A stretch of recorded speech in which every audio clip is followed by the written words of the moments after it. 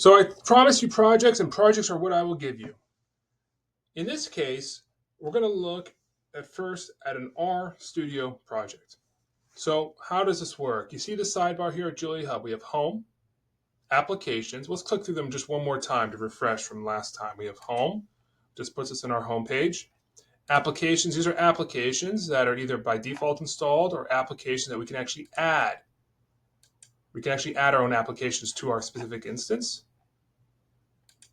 Notebooks, these are Pluto notebooks. They can be either our own or shared across our organization. And now we're at projects.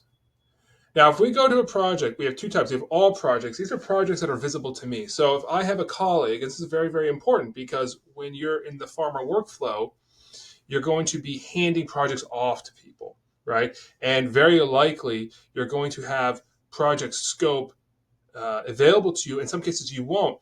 And what's interesting is that when you create a project, this is something I will show in a minute, you can elect who can see it. So some projects you may have rights to view and edit or etc. And some you may not be able to see them at all. But we'll go through that when we go through the create project workflow up here. For now, this is a list of all the projects that are available to you as a user. In my case, Phil Verns, this is what I can see. This is not the universe of all projects, period. It's just the projects that I can see. And then I have this tab here for my projects. These are obviously the projects created by me. So if I am to create, if I were to click this create project button, that project would be visible here.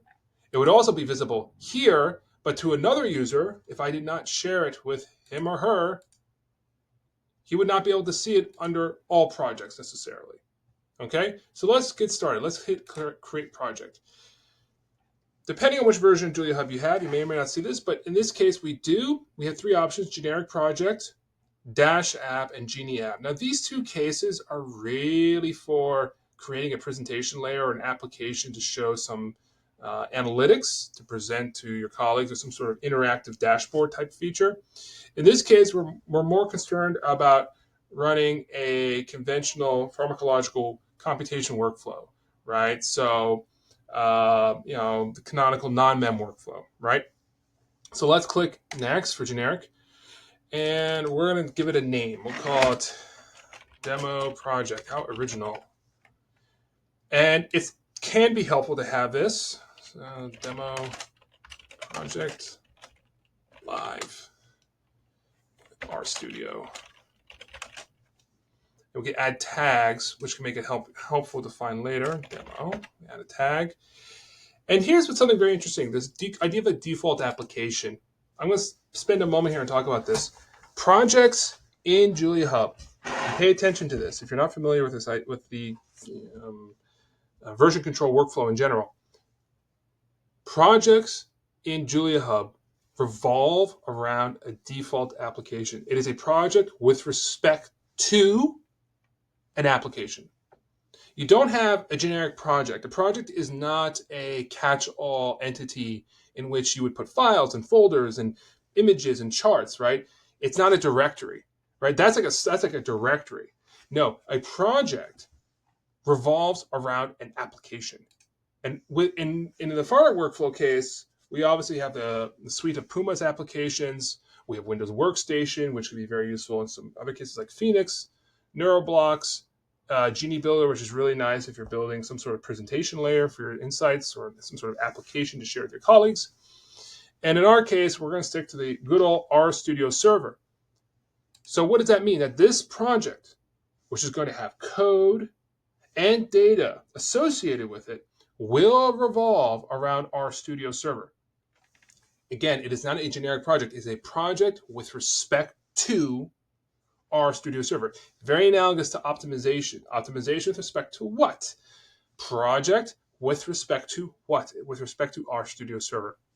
So just be mindful of that, because some people, when they hear the word project, they think it's a catch-all entity. It is not. It revolves around a default application. So in this case, RStudio server.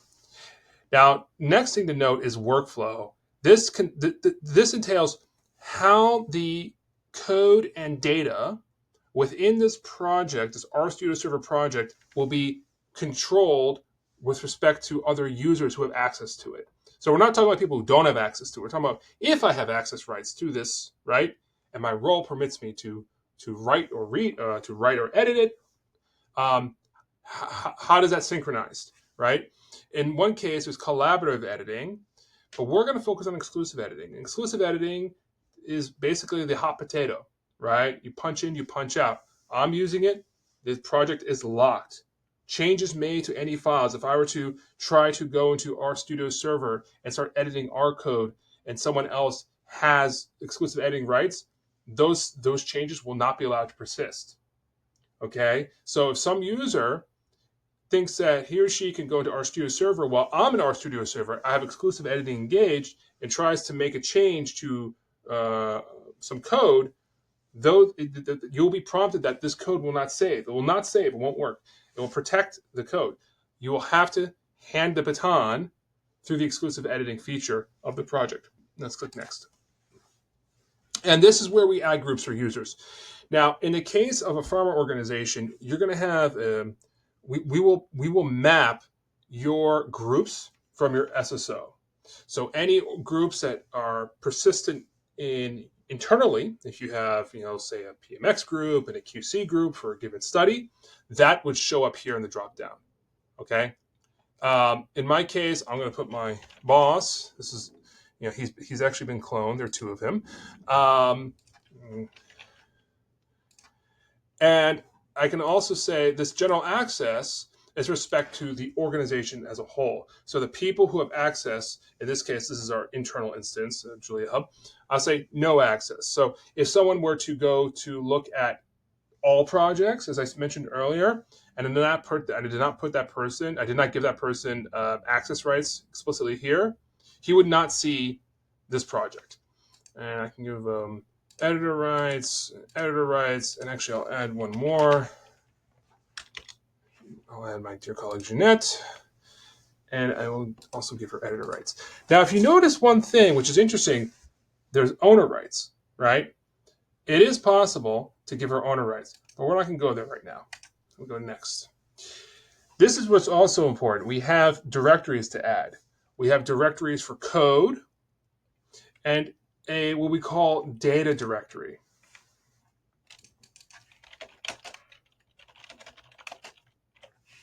Now, I need to be very clear here. Large files must be kept in a data directory.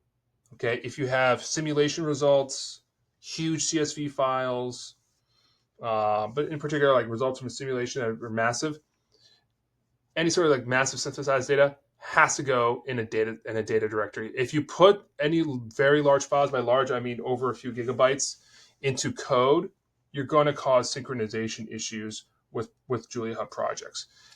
We have seen there are people who have put data, small data, like a few hundred kilobytes in code without any problems. That's okay, but in general, keep your data in a data directory. Right? You're allowed to have multiple code directories. You can have code 2, for example. That's not going to hurt anything. But for the love of God, please do not put large data files in your code repos. So if you see this little database symbol, that's a hint. If it's more than 100 megabytes, or really more than 50 megabytes to be conservative, put it in a data directory. This is a good place. So I'd say large data goes here, please. Okay, this is a conservative policy. Now it's created. I'm going to click on the demo project. And right now, there's not much here. Look, there's the standard Git API. We have the .git, the .git ignore. That's fine. We have two of these. This also shows the same thing. And right now, this is empty. So in the next phase, I'm going to start populating this, and we can get started with a simple RStudio project workflow where I will make some changes, and then I will share it with my colleague, and then she can make some changes and revert changes back to me. But I do want to mention to you that the key way that this works is that there's a button here. Because we're in exclusive edit mode, we're going to use this thing called transfer edit rights. And as you recall, it's only with respect to the people that I selected from before to whom I could change or transfer edit rights. I scoped this when I gave access to this project. So I'm not able to transfer edit rights to anyone to whom I did not give edit rights before. So if I did not assign you edit rights, I just gave you, say, read or view rights, you would not be able to populate and transfer edit. I would not be able to transfer edit rights to you. Does that make sense? So the role must correspond. You must have enough seniority in